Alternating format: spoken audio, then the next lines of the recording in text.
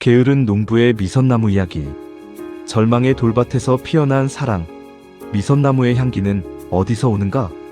태안의 바닷바람이 실어오는 새벽 공기는 여전히 차갑지만 그 안에는 분명 봄의 전령이 숨어 있습니다.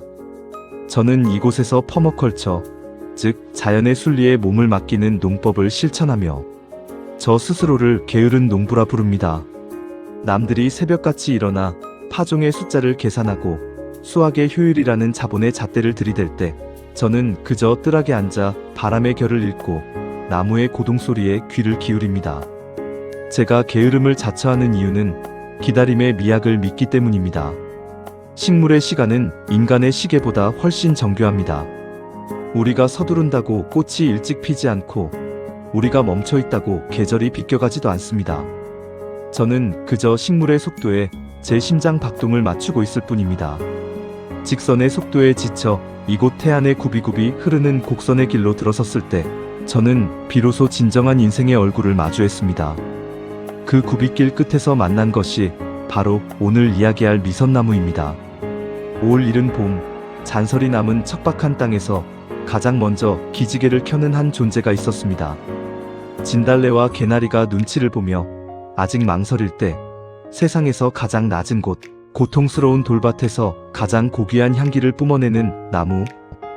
잎보다 먼저 꽃을 피워내며 우리에게 슬픔의 끝을 알리는 이 나무를 보며 저는 아득한 옛 전설 하나를 떠올렸습니다. 미선공주의 전설. 독일의 언어학자이자 문헌학자인 그림 형제가 기록한 오래된 동화들의 한 페이지를 펼치듯 저도 우리 땅에 깃든 아득한 이야기를 꺼내봅니다. 하늘나라 궁전에 미선공주라 불리는 여인이 있었습니다. 그녀의 이름은 아름다운 부채를 뜻했지요.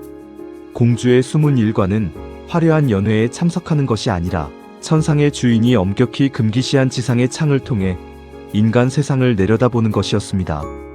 어느 날 공주가 보았던 지상은 온통 슬픔의 잿빛이었습니다. 전쟁은 아버지의 손을 놓친 아이를 길 위에 버렸고 지독한 가난은 어머니의 젖줄을 말렸습니다. 지상에서 올라오는 비명은 천상의 음악을 압도했고 인간들이 흘린 눈물은 강이 되어 대지를 핥히고 있었죠. 공주는 더 이상 향기로운 천상의 꽃향기를 맡을 수 없었습니다. 어느 날 그녀는 자신의 신분과 영광을 버리기로 결심합니다. 그녀는 하늘의 구름을 가장 고운 채로 걸러내어 눈부시게 하얀 부채 하나를 빚었습니다. 그리고 모두가 잠든 밤 신의 노여움을 각오하고 지상으로 내려오는 금지된 밧줄을 탔습니다. 공주가 내려온 곳은 기름진 들판이 아니었습니다. 눈물과 피로 절여진 가장 거친 황무지, 바로 돌밭이었습니다. 공주는 그곳에서 슬픔에 잠긴 이들을 하나하나 찾아갔습니다. 자식을 잃고 목 놓아 우는 어미의 곁에서 병마에 신음하는 노인의 머리맡에서 하얀 부채를 살포시 휘둘렀습니다. 그러자 기적이 일어났습니다. 가슴을 짓누르던 검은 응어리가 향기로운 안개가 되어 흩어지고 핏기 없던 얼굴들의 온기가 돌기 시작했습니다. 하지만 여러분, 공주를 향한 하늘의 법칙은 냉혹했습니다. 누군가의 슬픔을 닦아주면 그 슬픔은 사라지는 것이 아니라 닦아낸 공주의 몸으로 스며들도록 했기 때문입니다. 수만 명의 눈물을 닦아낸 공주의 하얀 부채는 점점 검게 물들어갔고 공주의 투명했던 살결은 지상의 먼지와 고통으로 얼룩졌습니다. 결국 기력을 다한 공주는 하늘로 돌아가지 못한 채 지상에서 가장 척박한 돌밭 위에 쓰러졌습니다. 그녀가 마지막 순간까지 가슴에 품었던 것은 자신의 안위가 아니라 아직 다 닦아주지 못한 인간들의 남은 눈물이었습니다. 척박함이 키워낸 고귀함, 그리고 농부의 고백. 공주가 쓰러진 그 자리에 이듬해 봄에 돋아난 식물이 바로 미선나무입니다. 식물학적으로 이 나무는 경이롭습니다.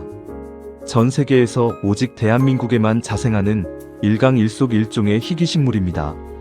세계 어디를 가도 미선나무의 일가친척은 찾을 수 없습니다. 오직 우리 땅에서만 살아남은 고고한 외톨이이자 자존심 강한 선비와도 같은 아름다운 나무입니다. 저는 이 나무의 입지에 주목합니다.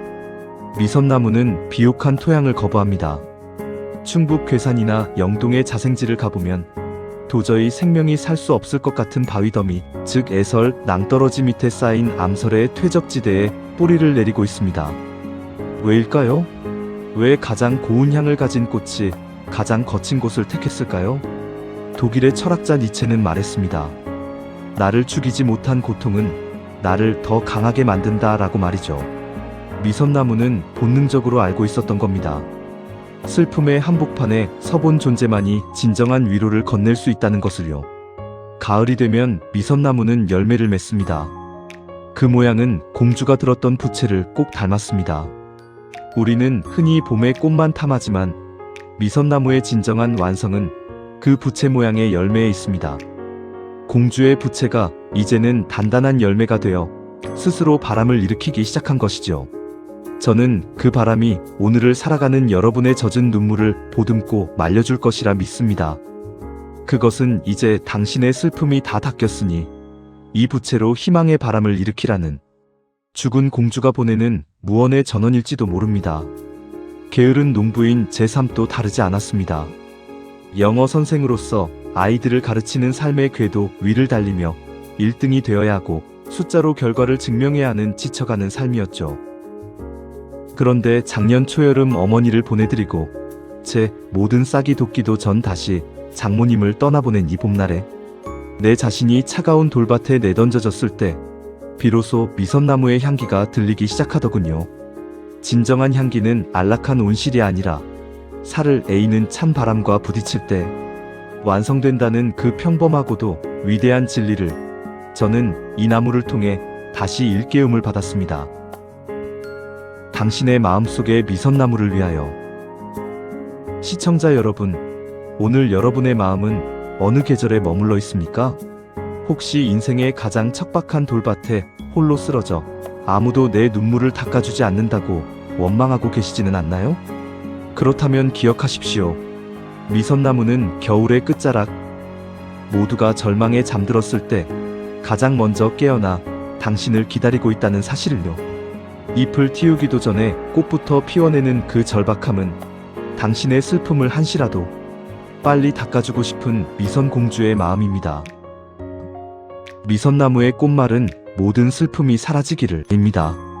오늘 이 영상을 보시는 당신의 가슴 속에 맺힌 응어리가 이 나무의 향기에 녹아내리길 소망합니다.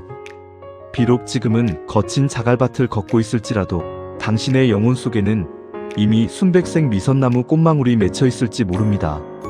충북 괴산의 자생지에서 불어오는 봄바람을 상상하며 그 향기에 당신의 무거운 짐을 잠시 내려놓으십시오.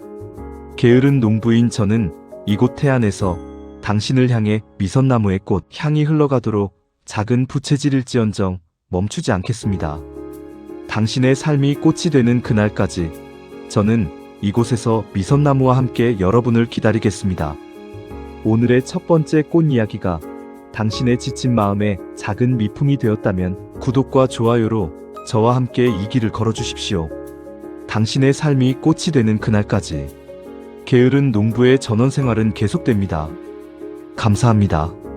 지금까지 태안 가로림 1959에서 게으른 농부의 전원 생활이었습니다.